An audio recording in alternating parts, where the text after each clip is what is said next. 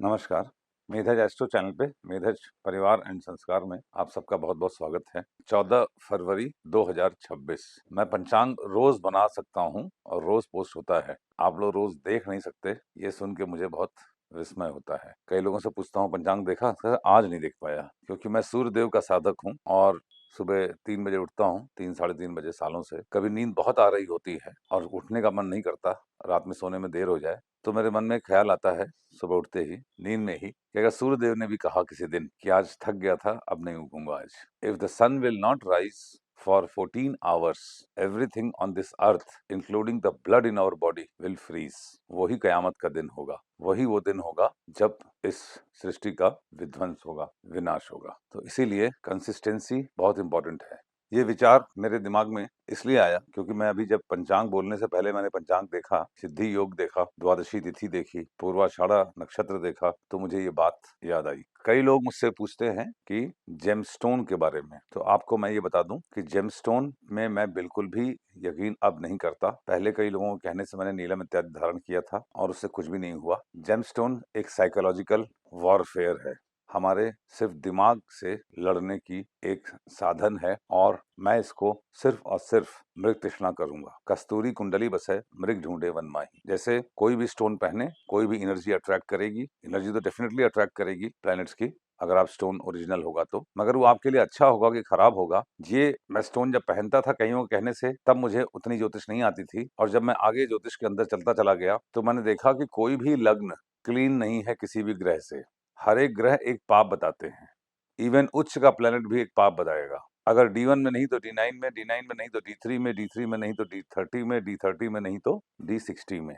तो आप किसी भी प्लेनेट का अगर अच्छी एनर्जी अट्रैक्ट कर रहे हैं और वो एनर्जी आप प्लेनेट के उस स्टोन के तहत आपके अंदर प्रवेश की, तो आपके पास अगर कोई ऐसा यंत्र हो जिसमें से उस प्लेनेट की आप अच्छी एनर्जी ले लें और नेगेटिव एनर्जी को डिस्ट्रॉय कर सकें, तो ही स्टोन पहनिए। ऐसा मुझे लगता नहीं कि हम में से किसी की सामर्थ्य है। इसीलिए कोई भी स्टोन पहनेंगे, उसका लग्न होगा, उसका एक बाधक होगा, उसका एक केंद्राधिपति दोष होगा, उसका एक महाबाधक होगा, उसकी एक लत्ता होगी, उसका एक वेद होगा। तो why to invite this kind of trouble? आप मेडिटेट कीजिए, ईश्वर का ध्यान कीजिए, सूर्योदय का सम्मान कीजिए। सूर्य और चंद्र की रिलेटिव मोशन ही हमारे जिंदगी का भगवान है, कंट्रोलर है। और किसी ने ये पूछा था कि मैं ये चार्ट ही क्यों रखता हूँ, तो ये मकर लग्न का चार्ट है और मकर लग्न से ही कलयुग का प्रवेश हुआ था। मकर लग्न के सेंटर पॉइंट पे श्रवण नक्षत्र है, जो कि विष्णु जी का पहला नक्षत्र है। विष्णु सहस्त्रनाम का पहला श्लोक विल रिलेट टू पहला चरण ऑफ श्रवण नक्षत्र। श्रवण नक्षत्र का दूसरा चरण विष्णु सहस्त्रनामावली का दूसरा श्लोक, तीसरा चरण तीसरा श्लोक, चौथा चरण चौथा श्लोक, तत्पश्चात धनिष्ठा नक्षत्र का पहला चरण पांचवा श्लोक एंड सो ऑन। ठीक है, तो स्टोन के चक्कर में ना पड़िए। एक ओम नमः शिवाय यदि आप मन से कर लेंगे, अनेकानेक जन्मों के पाप कट जाएंगे। प्रकृति में शॉर्टकट नहीं है। अनेक जन्म पापे न व्याधि रूपेण जायते। अनेकानेक जन्मों के पाप व्याधि के रूप में, कष्ट के रूप में हमारे सामने आते हैं और उससे निवारण भोग के ही हो सकता है। भगवान कृष्ण स्वयं कहते हैं, अवश्यमेव भोक्तव्यम कृतम कर्मम शुभाशुभम न भुक्तम क्षयति कर्मम कल्पकोटि शतैरपि। बिना भोगे करोड़ों कल्पों में भी पाप नहीं कर सकते। भगवान कृष्ण ये भी कहते हैं, न हम वसामि वैकुंठे योगी नाम हृदय न च। न मैं स्वर्ग में रहता हूँ, न योगियों के हृदय में। मद भक्ता यत्र गायंती तत्र तिष्ठामि नारद। मेरे भक्त जहाँ मेरे गीत गाते हैं, मेरा ध्यान करते हैं, मैं वहां रहता हूँ। तो इतनी बात सुनने के बाद तो स्टोन पहनने का कोई भी तात्पर्य नहीं रह जाता। असंख्य करोड़ों रुपए का कारोबार इस दुनिया में हो रहा है रत्न के नाम पे, और इस बात से मैं बिल्कुल भी कैरिड अवे नहीं होता, क्योंकि मैं ये मानता हूँ कि 4-10 बेवकूफ खड़े होके कोई बात कह देंगे और एक ज्ञानी आदमी चुपचाप कुछ कहेगा और वो सत्य होगा। तो ऐसा नहीं कि 4 बेवकूफ जो 10 बेवकूफ कह रहे हैं वही बात सत्य हो। 100 लोग मिला के कोई पार्टी बना लीजिए, आपका कोई आदमी मुख्यमंत्री प्रधानमंत्री बन जाए, इसका मतलब ये नहीं है कि वो सत्य है और समाज का प्रतीक है। सत्य पे रहने वाले ही सात्विक होते हैं और जीवन में दीर्घकालिक सुख की प्राप्ति करते हैं। चलिए आज का पंचांग शुरू करते हैं। तिथि शश्री मापनोति, तिथि है द्वादशी तिथि। द्वादशी तिथि साक्षात भगवान विष्णु की तिथि है।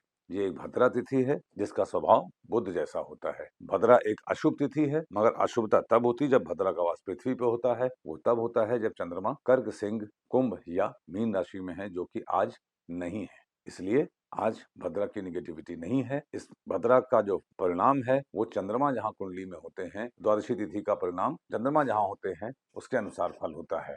चंद्र अवतार हैं भगवान कृष्ण और कृष्ण की ही तिथि है द्वादशी। हालांकि वो पैदा रोहिणी नक्षत्र में हुए थे। ठीक है, तो इस प्रकार से इसको समझना चाहिए। द्वादशी तिथि इतनी शुभ तिथि है, इतनी शानदार तिथि है, जैसे भगवान कृष्ण ने सबके पाप हर लिए और सबको एक उत्तम गति प्रदान की, उसी प्रकार से द्वादशी के दिन दूसरों का कष्ट हरने की चेष्टा होनी चाहिए। अपने लिए जीने वाले आज के दिन तकलीफ पाएंगे। द्वादशी में पैदा हुए लोग यदि अपने लिए जीते हैं सिर्फ, तो तकलीफ में रहते हैं, और अगर अपनों के लिए जीते हैं तो प्रसन्नता की ओर प्राप्त करते हैं। अपने लिए नहीं, द्वादशी तिथि अपनों के लिए जीने के लिए है, जैसा भगवान कृष्ण के जीवन हमको दर्शाता है, सिखाता है। वारात आयुष्यवर्धनम वार है शनिवार। हैप्पी वैलेंटाइन डे हो गया आज। तो मैं बताता हूँ कितना बड़ा वैलेंटाइन आज होगा। आज के दिन वैलेंटाइन मनाने वालों के लिए कितना बड़ा वैलेंटाइन होगा, ये मैं आज के दिन बताता हूँ। क्योंकि वारात आयुष्यवर्धनम, वार हमारे डिजायर्स और हमारे आयु का निर्माण करते हैं।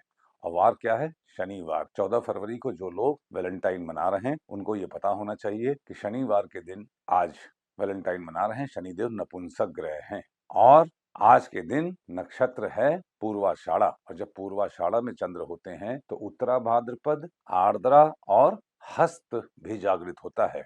शनिवार को यदि उत्तरा भाद्रपद जागृत हो रहा है तो ये उत्पात योग बनाता है। तो आज के दिन वैलेंटाइन डे मनाने वालों के लिए उत्पात अवश्यम भावी है जीवन में, और उत्पात यदि शनिदेव बना रहे होंगे तो आप ये समझ के चलिएगा कि जीवन में कुछ भी नहीं अच्छा होगा। अपने इष्ट देव प्रेमी प्रेमिकाओं को नमन करिए, शुभ आशीर्वाद दीजिए दूर दूर से, और मंगल कामना कीजिए, जो कि रोज ही नित्य प्रतिदिन करना चाहिए। वैलेंटाइन डे नाम की चीज अत्यंत ही भ्रामक है और दिग्भ्रमित करने वाली है, और हमको अपने लक्ष्य से उद्वेलित करने वाली है। ठीक है, पूर्वाषाढ़ा एक शानदार नक्षत्र है। पूर्वाषाढ़ा मतलब अपस, the one which can not be defeated. शुभ नक्षत्र है, शुभ राशि में होता है, धनु राशि में। इसका हमको लाभ उठाना चाहिए। 2 तारे होते हैं इसमें। इसका वेद पुष्य नक्षत्र से होता है। पुष्य नक्षत्र नर्चरिंग का है, माँ के प्यार का है, वही इसको अपोज कर रहा है। ममता आज के दिन अपोज कर रही है अपस को, पूर्वाषाढ़ा को, अर्थात भावनात्मक उद्विग्नता से दूर रहें। और वैलेंटाइन डे मनाने में ज्यादा भावुक होकर आप जो भी करेंगे आगे खुद ही जिम्मेदार होंगे। दिन पुनः क्यों मजबूत हो जाता है? क्योंकि सिद्धि योग है। सिद्धि योग के स्वामी मंगल है, और मंगल उच्च अवस्था में मकर राशि में है, विशाखा नक्षत्र में होता है। जैसे मान लीजिए आपको ओलंपिक खेलना है या किसी एग्जाम में टॉप करना है, ऐसे कार्यों के लिए सिद्धि योग में किया हुआ संकल्प निश्चित पूर्ण होता है, आपको बल प्राप्ति होती है। विशाखा नक्षत्र है, विशेष शाखा, विशेष प्रकार की आकाशीय कृपा आपको प्राप्त होती है। करणाधिकारी सिद्धिशा, कर्ण है तैतिल कर्ण, तैतिल कर्ण के स्वामी बुध होते हैं। बुध राहु के साथ हैं, राहु के दोष को हर रहे हैं कुंभ राशि में, मगर कुंभ राशि अतृप्ति की राशि है, इसलिए अतृप्तता का भी एहसास करा रहे हैं।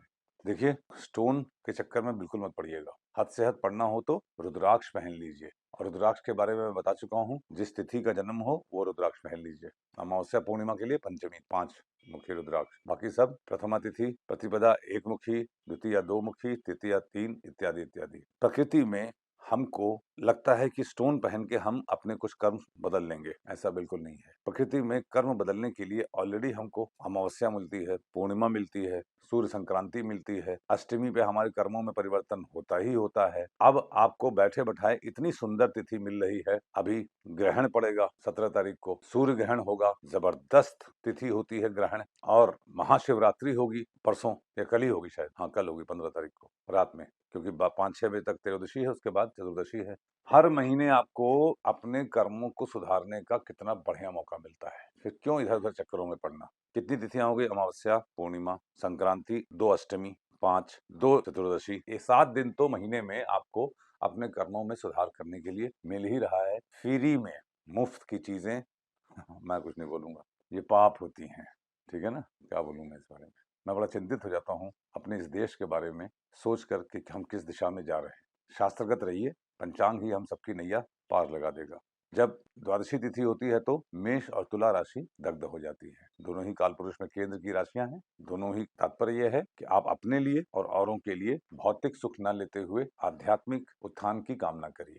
Reject the celebration of Valentine day, reject the need of any gemstone in your life. ये मेरा अपना विचार है, आगे आपकी मर्जी है। शनिवार का दिन है, घर से बाहर निकलने से पहले, आज के दिन कोई शुभ योग नहीं बन रहा है, इसलिए मैंने बोला नहीं शनिवार को। घर से बाहर निकलने से पहले आप अदरक खा के निकलिए, आपका दिन शुभ हो। Thank you very much.